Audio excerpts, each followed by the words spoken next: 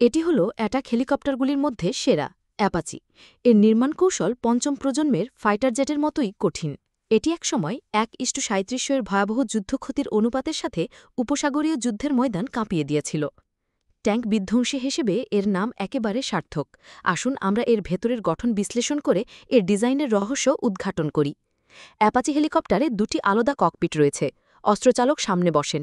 সামনের সিটের দৃশ্যমানতা থেকে ভূখণ্ড স্পষ্টভাবে বোঝা যায় এবং লক্ষ্যবস্তু লক করে আক্রমণ করা যায়। পেছনের পাইলটের ককপিট সামনেরটির চেয়ে কিছুটা উঁচু। এটি সামনের দিকে পরিষ্কার দৃষ্টি নিশ্চিত করে, যা ফ্লাইট পরিচালনার জন্য সুবিধাজনক। হেলিকপ্টারটি সামনের দিকে একটি অত্যাধুনিক প্রযুক্তির সেন্সর বল রয়েছে। আসুন দেখি এটি কিভাবে কাজ করে। এটি হলো ভিজুয়াল সেন্সর সিস্টেম। এটি পাইলটের নাইট ভিশন হেলমেটের সাথে সংযুক্ত। চালকের মাথা ঘোরানোর সাথে সাথে এটিও ঘোরে, আর নিচেরটি আলাদাভাবে অস্ত্রচালকের হেলমেটের সাথে যুক্ত।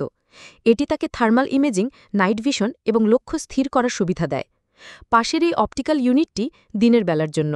এটি লেজার রেঞ্জ ফাইন্ডিং সুবিধা প্রদান করে। এগুলো সবই হেলিকপ্টারের নিচে থাকা M230 চেইন আনের সাথে সংযুক্ত। এটি একটি শক্তিশালী উচ্চগতির মেশিনগান। এটি প্রতি মিনিটে 630 মিলিমিটার বুলেট ছুটতে পারে। এর রেঞ্জ 3000 মিটার। এটি ডানে বামে সর্বোচ্চ 86 ডিগ্রি পর্যন্ত ঘুরতে পারে। নিচের দিকে 60 ডিগ্রি এবং উপরের দিকে 11 ডিগ্রি পর্যন্ত ঘুরতে পারে। মেশিনগানের নড়াচড়া পাইলট বা গানারের হেলমেটের সাথে যুক্ত। এমনকি লক্ষ্যবস্তু যদি হেলিকপ্টারের ঠিক সামনে নাও থাকে, তবুও সহজে তাকে লক করে আক্রমণ করা যায়। এবার আসুন বিস্তারিত জানি গানার কিভাবে মেশিনগান এবং মিসাইল নিয়ন্ত্রণ করে আক্রমণ চালায়। গানারের ককপিটে একাধিক স্ক্যানিং এবং ট্র্যাকিং কন্ট্রোলার থাকে। এগুলোর সাহায্যে লক্ষ্যবস্তুর দূরত্ব মাপা এবং তাকে ট্র্যাক করা যায়। প্রয়োজনীয় তথ্য HUD হেলমেটে ফিডব্যাক হিসেবেও চলে আসে।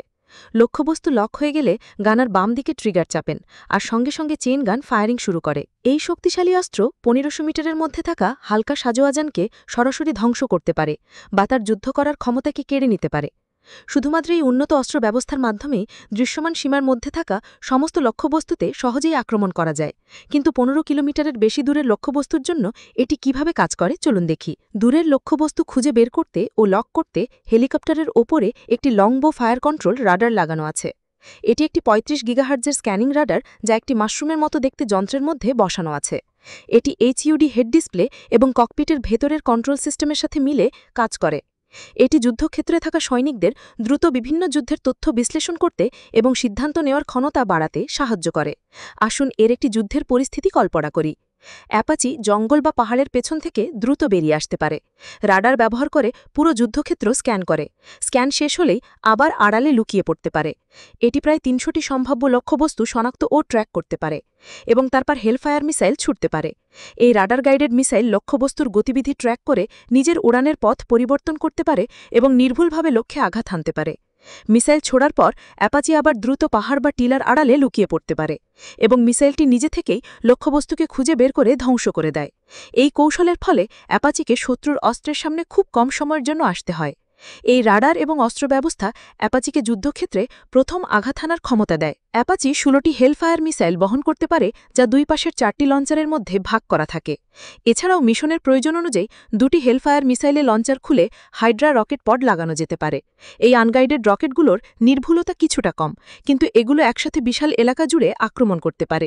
এগুলো ফায়ার সাপোর্ট এবং শত্রুকে দমন করার জন্য ব্যবহৃত হয়। কিছু ক্ষেত্রে এটি স্টিঙ্গার মিসাইল এবং বিখ্যাত হারপুন এয়ার টু এয়ার অস্ত্র ব্যবস্থাও বহন করতে পারে।